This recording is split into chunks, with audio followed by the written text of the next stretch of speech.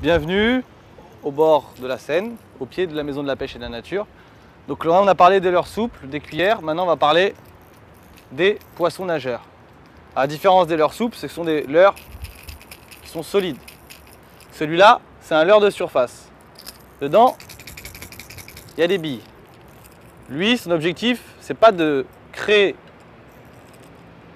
la faim au poisson, lui donner faim, c'est plutôt l'énerver. Donc je vais vous montrer un peu comment ça marche. Il y a plusieurs types de leurres. Ça c'est un leurre de surface, il y en a de pleine eau et il y en a de vraiment qui vont racler le fond. Et ça c'est par rapport à leur forme et à leur bavette qu'on va pouvoir savoir dans quelle profondeur d'eau ils peuvent nager. Ça c'est donc un leurre de surface. 30 cm entre le bout de la canne et le poisson nageur. On attrape son fil, on ouvre le pick-up, on se met de côté, on regarde toujours derrière soi s'il n'y a personne. Et au moment de lancer, bien sûr, on lâche son doigt. Donc pour les poissons nageurs, c'est un peu plus difficile. C'est des poissons qui sont un peu plus durs à animer. Si on le ramène comme ça, le poisson, là, il n'est pas du tout attractif.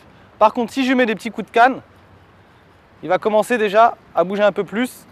Il va faire ce qu'on appelle la marche du chien. Je vais vous remontrer. En mettant des tout petits coups de canne, voilà, il va bouger comme ça.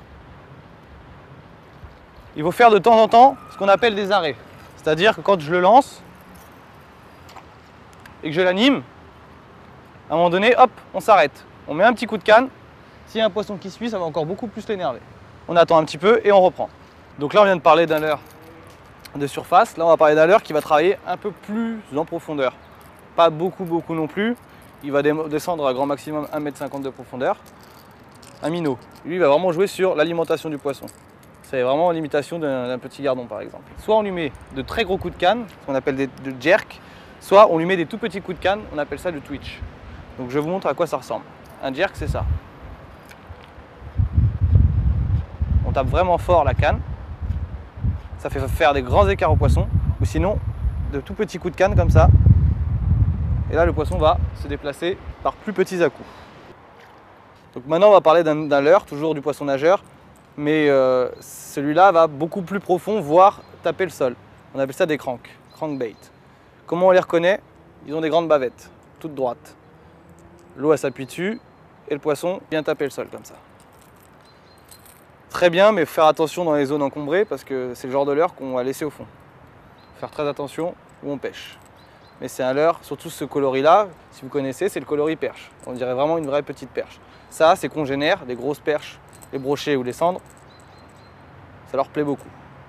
Donc il est très simple à manier par rapport à certains leurres comme le leurre de surface ou celui qu'on vient de voir juste avant, le leurre de pleine eau, le minnow.